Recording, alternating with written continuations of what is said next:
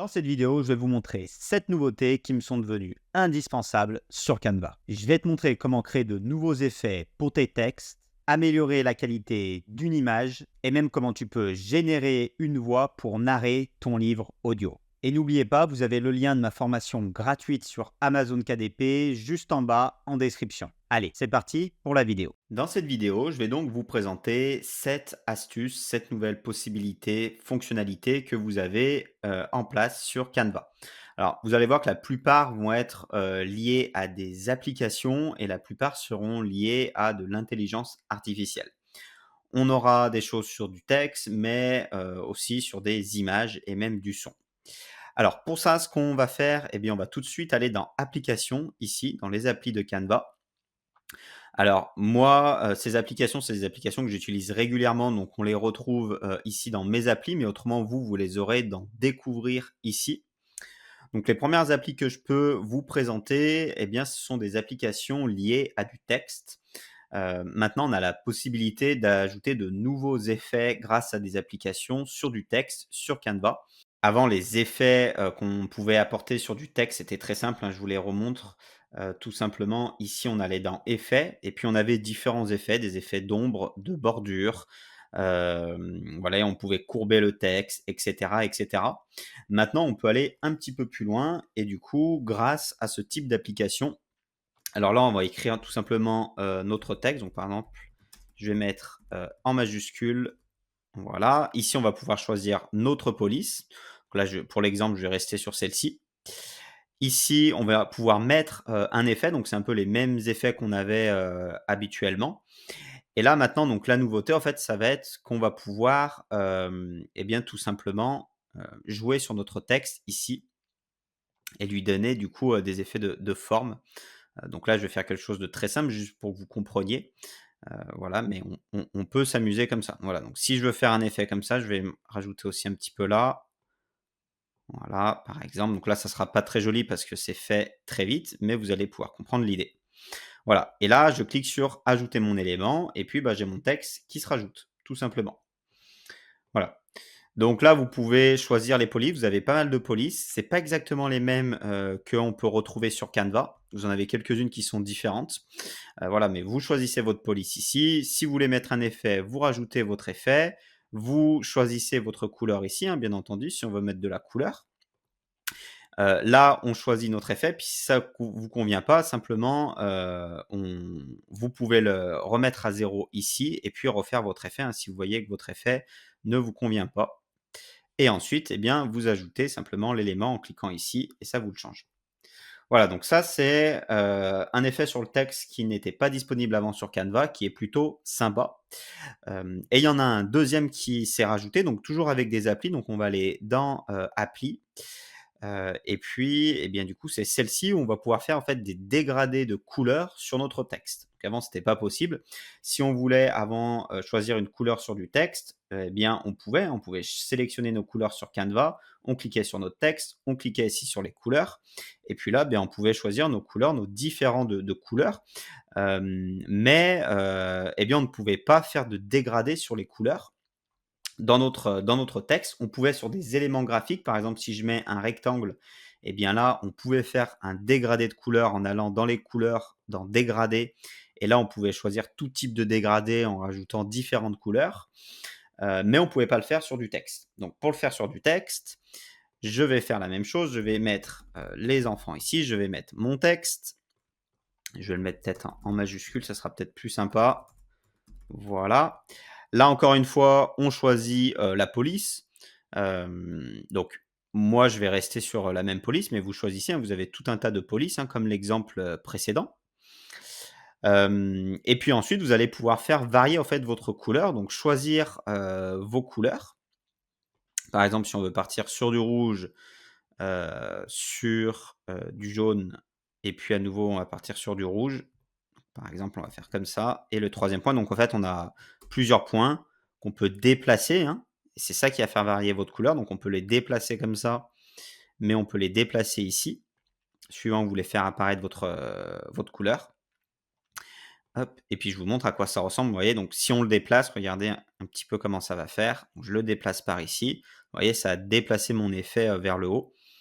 Donc, pour l'exemple, on va simplement le mettre sur le milieu, tout simplement. Voilà, donc vous faites vos effets, vous choisissez votre police, vous centrez vos éléments, etc. Et puis ensuite, bah, tout simplement, vous cliquez ici sur ajouter et ça va vous ajouter le texte. Voilà, donc si hop, on se met comme ça, on va choisir un autre fond pour que ça ressorte un petit peu mieux. Voilà, pour vous montrer un petit peu à quoi ça ressemble. Donc ce qui n'est pas possible, c'est de rajouter ici, vous voyez, on ne peut pas rajouter des effets. Dans l'autre application, on pouvait ajouter, d'autres effets. Par exemple, ici, si je veux, ajouter par exemple, ici, si je voudrais ajouter un effet de bordure comme on avait, ici. Vous voyez, ici, on peut ajouter des effets de bordure sur Canva. Eh bien, on ne peut pas directement, le rajouter ici dans l'application. Vous voyez, on ne l'avait pas ici en effet dans l'application. Donc pour ça, la méthode, elle est simple en fait. Je vais mettre le même mot. Je vais, me mettre pareil en majuscule. Hop, donc les enfants, on va écrire, voilà. Je vais aller choisir la même police, donc je ne sais pas si vous vous rappelez, mais c'était, Anton, la police. Voilà, donc on la retrouve ici. Je sélectionne, ma police. Voilà, et là, du coup, bah, je peux, choisir mon effet, en fait. Si je veux mon effet, vous voyez, je mets mon effet et je viens superposer, en fait, les les les 2 mots, tout simplement, heu, pour avoir plusieurs effets, en fait, hein. Donc là, il faut le faire bien, il faut se mettre exactement dans les mêmes dimensions et cetera, le même espacement de lignes et cetera, mais ça, vous pouvez tout le choisir, tout simplement, et ensuite, eh bien, vous mettez votre texte. Voilà, donc si vous voulez combiner des effets, bah, vous pouvez le faire tout simplement, comme ça. Voilà. Donc ça, c'était les premières applications, les 2 premières applications que je voulais vous montrer qui étaient liées à du texte. Ensuite, je voulais vous montrer une autre application, qui est liée là, qui serait plutôt intéressante si vous faites un livre audio. Quand vous voulez faire un livre audio, eh bien, une des premières étapes de votre livre audio, ça va être de narrer votre texte. Donc pour narrer votre texte, vous avez différentes solutions. Par exemple, eh bien, le faire vous. Vous prenez un micro et puis vous lisez votre texte si vous avez un livre. Et grâce, bah, à cette lecture de texte avec votre micro, vous allez pouvoir avoir une piste son et puis créer votre livre audio. Une autre solution, c'est d'utiliser les intelligences artificielles et du coup, les IA vont pouvoir lire pour vous votre texte. Et donc, sur Canva, eh ben, vous avez cette possibilité. Donc là, je parle de livre audio parce que, eh bien, ma chaîne YouTube est plutôt sur la thématique du livre. Mais si vous avez d'autres business, eh ben, on pourrait imaginer que l'IA lit votre texte dans tout type de circonstances. Par exemple, je prends l'exemple d'une vidéo YouTube. Vous voulez faire une vidéo YouTube sans montrer votre tête et sans lire du texte pour gagner du temps, eh bien, vous pouvez utiliser de l'IA qui va lire votre texte. Et donc, moi, je l'ai déjà fait sur du livre audio et ça marche plutôt bien. Je vous ferai d'autres vidéos sur du livre audio, sur des vidéos spécifiques sur le livre audio. Et je vous montrerai les techniques que j'ai utilisées en IA pour eh bien, tout simplement lire mon livre. Et on arrive à avoir des excellents résultats aujourd'hui avec l'IA. On arrive voilà, à avoir une très très peu d'erreurs qu'on peut corriger. L'IA va tenir compte de la ponctuation, etc. Donc ça peut être vraiment puissant. Là, juste pour l'exemple, je vous le montre juste sur une toute petite phrase. Donc, on tape notre texte. Donc là, sur Canva, on peut aller sur 2000 mots. Sur d'autres IA, on peut faire beaucoup plus, mais là, sur Canva, 2000 mots. On vient choisir le type de personne hein, que l'on souhaite. Si c'est une conversation, si c'est de la narration, de la diction, etc., ça va changer le style. On vient choisir nos éléments, on met notre texte et puis on clique sur générer un audio. Et du coup, bah, ça va tout simplement Il y a maison. générer l'audio. Voilà, donc ça me l'a généré ici en tout petit, hein, parce que là, c'est une toute petite partie. Et donc, cet audio, bah, suivant ce que vous faites, vous pouvez vous en servir. Donc, j'ai pris l'exemple du livre audio. On pourrait imaginer faire un livre audio avec cette technique, mais on pourrait aussi, par exemple, comme je disais tout à l'heure, imaginer faire une vidéo YouTube, faire une vidéo TikTok, et vous pourriez faire ça sur Canva, parce que sur Canva, vous pouvez faire du montage vidéo, très basique, très simple, mais c'est une possibilité. Et puis, bah, vous pourriez lire votre script avec l'IA et faire directement ça sur Canva. C'est possible. Voilà, donc ça, c'était la troisième astuce que je voulais vous montrer. Maintenant, les autres astuces vont plutôt être liées à de l'image. Sur Canva, on peut faire beaucoup de choses sur les images, notamment avec l'IA maintenant. Et donc, je vais vous montrer ça. Alors, je vous avais déjà montré des choses il y a quelques temps, parce qu'il y avait déjà des choses qui étaient en route, en cours. Je vous avais montré, par exemple, l'édition magique qui vous permet de remplacer un objet. Donc, si on veut, par exemple, ici, remplacer le club de golf par un bout de bois, eh ben, on pourra le faire avec l'édition magique. Je vous avais montré la gomme magique qui permet d'effacer des éléments. Je vais vous le montrer, je vous le remonte. Par exemple, si on veut effacer une balle de golf, eh bien, je viens cliquer ici comme ça. Et là, du coup, eh bien, grâce à l'IA, ça va aller supprimer ma balle de golf et puis remplacer cet élément ici par de l'herbe, en fait, hein, tout simplement. Ça va recréer le fond. Donc, vous voyez, on voit vraiment plus rien. On a vraiment fait disparaître la balle de golf. Donc là, les nouveautés qui sont arrivées, que je voulais vous montrer, on a notamment plusieurs. On a agrandissement magique. Donc ça va vous permettre d'agrandir votre image. Moi, ça, je m'en sers régulièrement quand j'ai besoin d'agrandir légèrement une image. Alors, ça ne va pas vous créer une image de A à Z, ça ne sera pas très bien pour ça, mais si vous voulez légèrement agrandir une image, c'est possible. Par exemple, je vais agrandir un petit peu le haut et puis un petit peu les côtés, et on va voir ce que ça donne. Alors, bien entendu, il faut que l'image, en haut et en bas, votre image, elle aille juste au beurre, hein. Si vous avez du blanc, si vous avez des effets qui sont autour, ça ne fonctionnera pas, parce que, bah, l'IA va prendre finalement les bords de votre image pour continuer, votre image. Voilà, donc il faut que votre image soit quand même, relativement, bien, et puis ça nous fait différentes propositions. Donc vous voyez là, j'ai du gris sur les côtés, c'est pas top. Je vais aller voir ce qu'il me propose ici. Donc là, vous voyez, j'ai plus de gris ici, mais j'en ai un petit peu ici. La troisième, on commence à être vraiment pas mal, hein. Vous voyez, là, j'ai plus de gris sur les côtés. Et la quatrième, je crois qu'elle est quasiment parfaite. Vous voyez, on peut dire qu'elle est parfaite parce que j'ai pas d'autres éléments, hein. J'ai vraiment mon ciel bleu, j'ai mon nuage comme ça, etc. Par exemple, je repars sur celle-ci. Celle-ci, elle est pas mal, mais on voit qu'ici, on a des éléments qui ne conviennent pas. Bah, on pourrait très bien valider celle-ci. Donc, soit vous pouvez la valider, soit si vous n'en avez aucune qui vous correspond, eh bien, vous pouvez demander à l'IA de vous régénérer un contour. Mais si celle-ci me convient et puis j'ai par exemple ces petites taches là qui m'embêtent, eh bien après je peux tout simplement les enlever avec la gomme magique, hein, tout simplement. Donc je viens dessus, voilà, et je viens enlever cette partie-là. Voilà, cette partie qui faisait un petit peu bizarre. Alors on pourra faire la même chose avec celle-ci pour qu'on ait vraiment un ciel bleu et simplement notre image, hein, là. On va le faire ici aussi. Voilà. Donc, soit vous régénérez une image grâce à l'IA si ça ne vous convient pas, hein, si les 4 propositions ne vous conviennent pas, soit vous pouvez utiliser eh bien, d'autres éléments pour modifier ça. Voilà. L'autre fonctionnalité qui n'existait pas avant, hein, la dernière fois que j'avais fait des vidéos sur le Canva, ça n'existait pas, c'est capture de texte et capture d'image. Donc, si vous avez du texte, vous pouvez capturer votre texte. Donc, ça peut être intéressant si le texte ne vous convient pas, si vous avez du texte sur une image qui ne vous convient pas, eh bien avec capture de texte, vous allez pouvoir l'enlever. Mais ça peut être aussi intéressant pour prendre juste un élément et puis le rajouter autre part. Par exemple ici, si je veux récupérer mon personnage pour le rajouter sur une autre photo, eh bien je vais cliquer sur capture d'image, ça va me sortir mon personnage. Et donc ça serait intéressant parce qu'après, bah, je pourrais le mettre sur n'importe quel arrière-plan.